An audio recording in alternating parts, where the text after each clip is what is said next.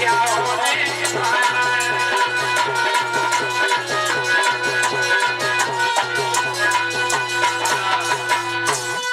मेरे भैया महाराज हरिचंद्र ने 60 भार सोना हाथ में लेकर के विश्वामित्र ब्राह्मण को दे दिया। कहने लगे हैं ब्राह्मण देव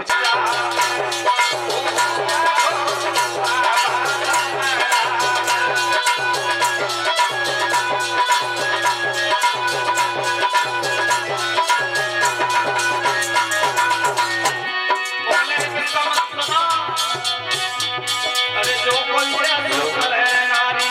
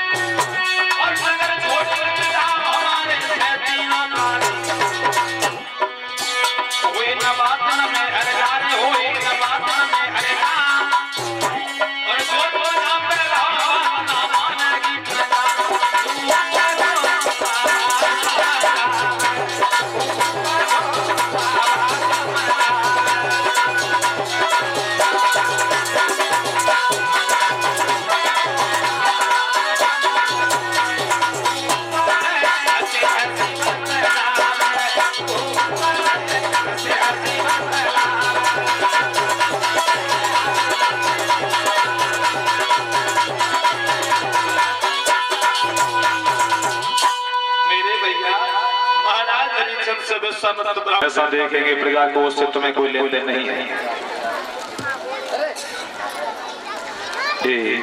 विनोद यादव विधि एरिया के रहने वाले हैं। इन्होंने 1 मुद्रिकाओं से हमको सम्मान किया है। 10-10 रुपए से हमारे सभी साथियों को सम्मान कर रहे हैं। 10-10 रुपए से हमारे सभी संत भगवानों को सम्मान कर रहे हैं। कामना करते हैं भगवान सभी संत भाइयों को सद्बुद्धि प्रदान होती रहे, मनोकामनाएं पूर्ण होती रहे, समाज में सम्मान होता रहे, हमारी आशा और आकांक्षा है। भक्तों महाराज हरिचंद्र खड़े खड़े महारानी तारा की ओर देख रहे हैं। कभी अपने गोदी के खिलौना को गोद में ले लेते हैं रोहित को, कभी पुचकार में लगते हैं। सोचने लगे परमात्मा जा रहा है मेरे गोदी का खिलौना। महारानी तारा अपना पति के पैरों में गिर गई। कहने लगी प्राणनाथ आप जा रहे हो आज? मैंने कभी ये नहीं सोचा था आप मुझसे जुदा हो जाएंगे, अलग हो जाएंगे। मैं आरती का थाल लेकर के शाम को उतारती थी तुम्हारे सामने। पहले मैं तुम्हें भोजन कराती थी, उसके बाद मैं भोजन खाती थी। मैं तुम्हारी रात को सेवा में लगी रहती थी। महारानी तारा अपने पति महाराज हरिचंद्र के पैरों में गिर गई और एक बात कहने लगी है प्राणनाथ ऐसी अभागिन दासी को भूल मत जाना पति देव। और क्या बोली है तारा?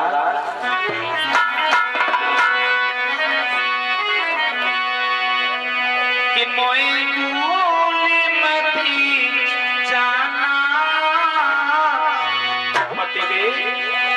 कि मोई छोड़ मती जाना एक ऐसा रिश्ता है कि दीवाना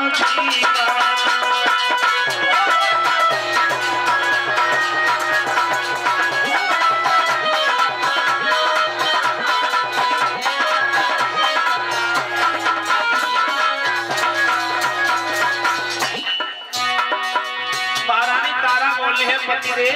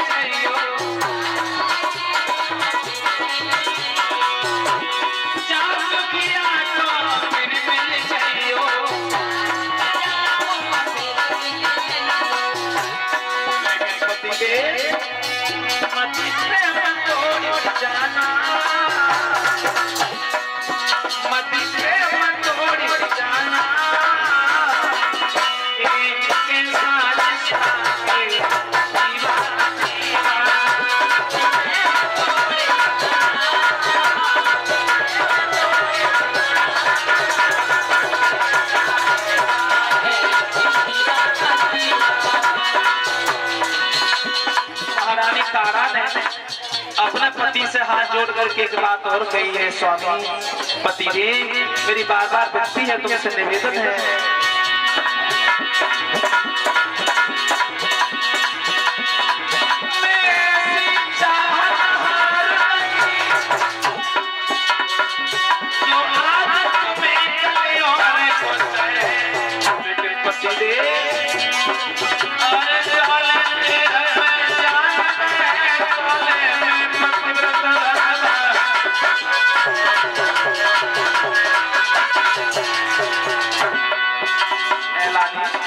बोली है महारानी तारा,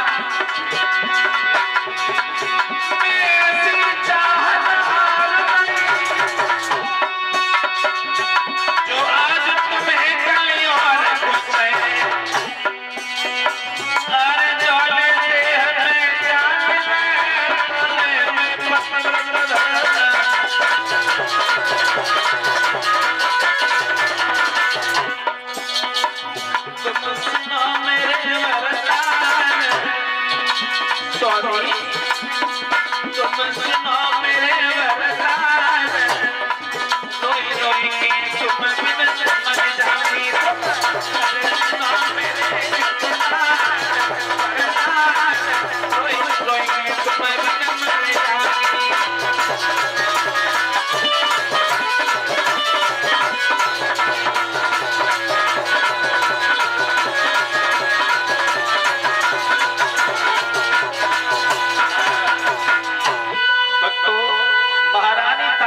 पति के पैरों में गिर गई, हाथ जोड़ कर बोली है स्वामी तुम मुझे छोड़ के जा रहे हो, भला तुम्हारे बिना के लिए मेरी जिंदगी नहीं होगी। पति देव, अगर जिंदगी में मौका मिल जाए तो सौभाग्य दासी को सेवा करने का फिर मौका दे देना।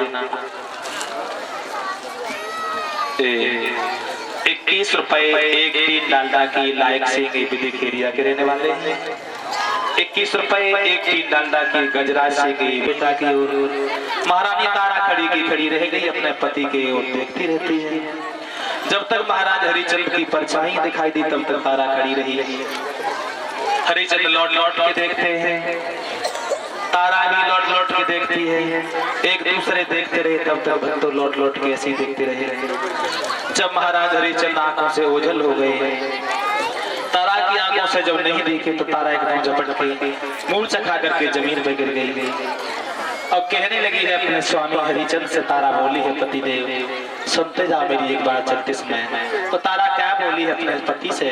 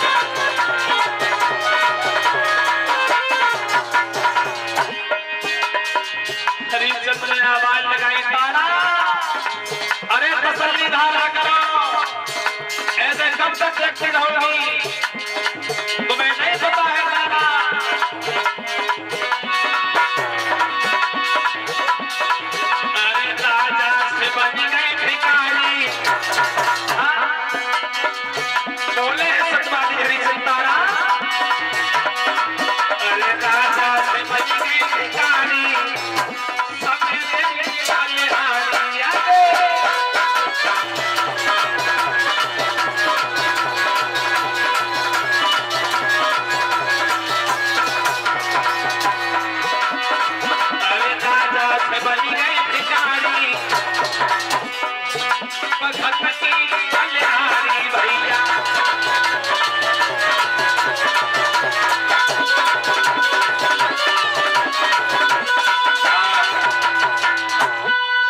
हरिचंद्र ने भाई से हाथ मिला दिया। तारा से कहने लगे तारा तसल्ली धारण करो, हमें तुम्हें अलग अलग होना है।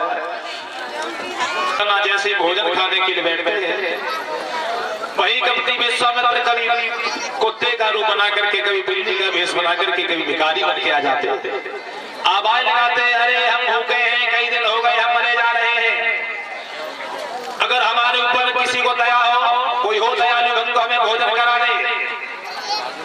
हरिचंद्र भोजन नहीं खाते हैं, उन्हें खिला देते हैं। इस तरह से धीरे धीरे 3 दिन हुए।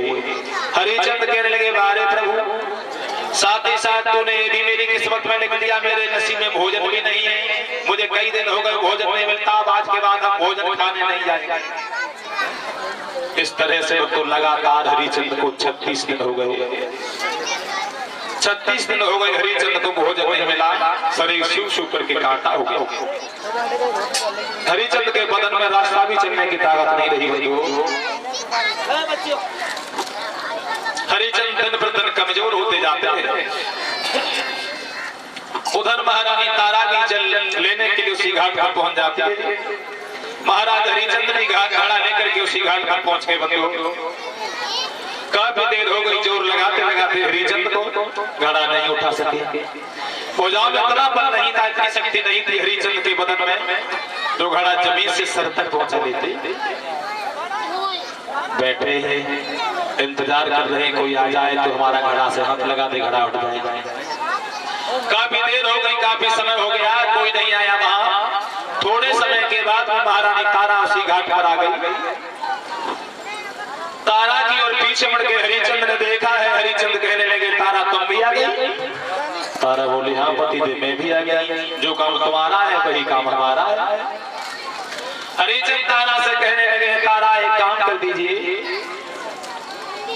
मेरी भुजा में बिल्कुल बल नहीं है, बिल्कुल ताकत नहीं रही, कई दिन हो गए मुझे भूखे, मेरे बदन में शक्ति नहीं है, काफी देर हो गई, मुझे जोर लगाते लगाते मेरी भुजाओं से घड़ा नहीं उठ रहा है, जरा तुम घड़े से हाथ लगा दो, मेरा घड़ा उठ जाए। तारा कहने लगी, पतिदेव कौन सी बातें कर रहे हो? तारा ने सोचा कोई बात नहीं, हमारे पति हैं, हम इनकी पत्नी है, कोई बात नहीं, हाथ लगा दे घड़ा उठ जाएगा। थोड़े समय के बाद तारा के दिमाग में झटका लगा। तारा सोचने लगी, अगर मैंने इनके घड़े से हाथ लगा दिया तो मेरा धर्म नष्ट हो जाएगा, मैं घड़ा नहीं उठ पाऊंगी। तारा फिर दूर खड़ी हो गई।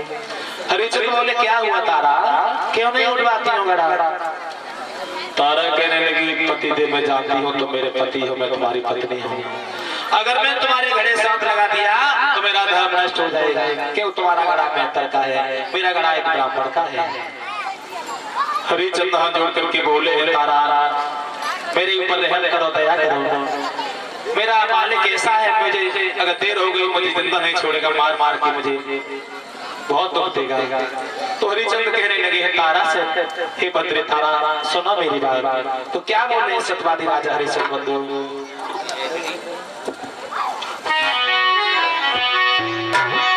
बोले सत्यवादी राजा हरिचंद्र तारा से, हे महारानी तारा,